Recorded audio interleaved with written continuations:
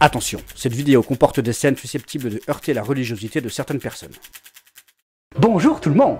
Pensez à vous abonner, à partager et un petit clic sur le pouce en l'air. Ça m'encourage beaucoup. Ouais, ça alimente surtout ton orgueil. Mais comment ça? C'est pour aider à faire connaître la chaîne. Oui, mais ça te fait plaisir, ça te rend fier et content. Mais non, pas du tout. J'ai à cœur de faire ça parce que j'ai aussi envie d'apprendre et que le message de l'évangile soit diffusé. Je crois pas. Je crois que t'es plutôt en recherche de fans, de commentaires. Mais t'es malade ou quoi? Mais qu'est-ce qui t'arrive? Malade? Malade? Ça m'étonnerait. Ah, t'es sûr? Eh bien, voyons voir ça.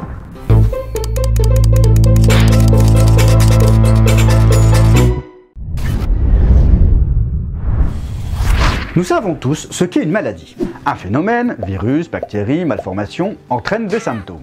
Les symptômes, c'est ce qu'on voit. Par exemple, en 2020, il y a eu une épidémie de coronavirus, la Covid-19. Les symptômes étaient de la toux, de la fièvre, une grande fatigue, des difficultés respiratoires et la perte de goût et de l'odorat. Mais tous les symptômes ne se déclaraient pas chez tous les malades.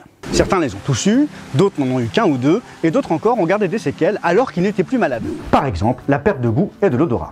La Covid-19 est une maladie naturelle. Le péché, c'est une maladie spirituelle, mais si tu l'as, tu as forcément les symptômes. Et ça tombe bien, nous avons une liste de tous ces symptômes dans la lettre Galates, au chapitre 5, verset 19. Comme pour la Covid-19, si vous avez un ou plusieurs symptômes, vous êtes malade. Vous avez besoin d'un remède. Voici donc les symptômes de cette maladie spirituelle. Oh, à moi, c'est mon épisode là. On va commencer par porneia. Porneia, ça veut dire adultère. Coucher avec quelqu'un d'autre que ton mari ou ta femme. Homosexualité, inceste. Faire du sexe avec ta famille. Oh, tu commences fort, dis donc. Tout le monde ne va pas forcément aller voir ailleurs ni faire des trucs chelous avec sa famille. Mais Jésus a dit que regarder quelqu'un avec des idées coquines dans la tête, en vrai ou en vidéo, je te vois venir, petite canaille. Eh bah, ça compte comme un porneia dans ton cœur. Tu t'imagines faire des choses avec une autre personne que ton conjoint, et spirituellement, tu crées un lien. C'est comme si tu l'avais fait physiquement. Le deuxième symptôme, c'est la fornication. Akatarsia, en grec. Akatarsia, c'est la malpropreté physique. Ah, va te laver, crasse-pec. Et dans un sens moral, akatarsia, ça veut dire dépravation, luxure, corruption, impureté sensuelle.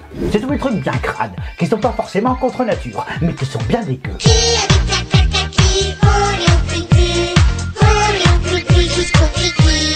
Ouais, un peu dans le genre. Ouais, tout ce qui est cracra. Le troisième symptôme, la débauche. Décidément, encore un truc sexuel. Dieu, il aime pas ça ou quoi? Bah si, Dieu trouve que le sexe est bon. D'ailleurs, quand il créa Adam et Ève et qu'il leur a demandé de se multiplier pour peupler la terre, il trouva ça très bon. Mais à la base, l'homme et la femme se sont unis pour ne former qu'une seule chair, se multiplier, peupler la terre et permettre l'établissement du royaume de Dieu sur terre. Le truc c'est que, vu que le sexe est quelque chose de physiquement extraordinaire, Satan l'utilise pour séduire le cœur des hommes et les entraîner vers des pratiques que Dieu n'approuve pas. Après porneia, voici donc aselgeia, le sexe sans retenue. Les plans à droite à gauche, les trucs à 3, 4, 5, les grosses partouzes. Enfin, vous voyez ce que je veux dire. Le quatrième symptôme, c'est l'idolâtrie, eidololatria, le culte des faux dieux. Le ou les trucs qui prennent toute ton attention, au point même parfois d'en devenir une obsession. Alors, c'est pas forcément un truc religieux, c'est tout ce qui a une emprise sur toi. Comme par exemple les séries, les réseaux sociaux. Être en stress quand tu retrouves plus ton téléphone. Mais ça peut aussi être les jeux, ton boulot, ton ménage, un arc, une star, ta voiture, ton argent. Bref, tout ce qui est si passionnant pour toi que t'es en kiff de ouf. Je pense que vous voyez ce que je veux dire. Il y a encore des symptômes à voir. Cette maladie très ancienne a eu le temps de se développer. Prochain symptôme, la magie. Oh bah la magie on voit bien, hein. Les formules, les incantations, les talismans, les potions, les pendules. Et oui, ça parle bien de ça. Ouf, ça va. Parce que Morgane la Fée et Merlin l'Enchanteur, ça fait bien longtemps qu'ils ont disparu. Certes, mais le mot grec traduit par magie est un mot qui va vous rappeler un magasin bien connu. Pharmakeia, qui a donné pharmacie. Ça concerne toutes les drogues. Coke, héros, bœuf, clope, enfin tout ce qui se consomme et qui change ta perception. Mais surtout qui crée une dépendance, parce que quand t'es en manque, t'es plus toi-même. Précision, cela ne veut pas dire qu'il ne faut pas aller à la pharmacie pour prendre des médicaments quand on est malade. Évidemment, si on a besoin d'un traitement, il faut le prendre. Ce qui n'est pas bon, c'est d'être esclave d'un produit. Continuons sur les autres symptômes. Là, on va arriver sur un groupe qui parle de lui-même. Les haines, les querelles, les jalousies, les divisions, les animosités, les sectes. Bon, en gros, tout ce qui touche au domaine de la relation avec l'autre. Toi, en direct avec quelqu'un d'autre, tu le hais, tu ne veux plus le voir, tu lui parles plus. Ou toi, avec les autres. Tu parles dans leur dos, tu les rabaisses, tu racontes n'importe quoi, tu fais tout pour que personne ne les écoute. Tu crées ton clan, inscription obligatoire, désistement interdit. Club Ninja! Toute organisation dans laquelle un groupe d'hommes et de femmes contrôle d'autres hommes et femmes.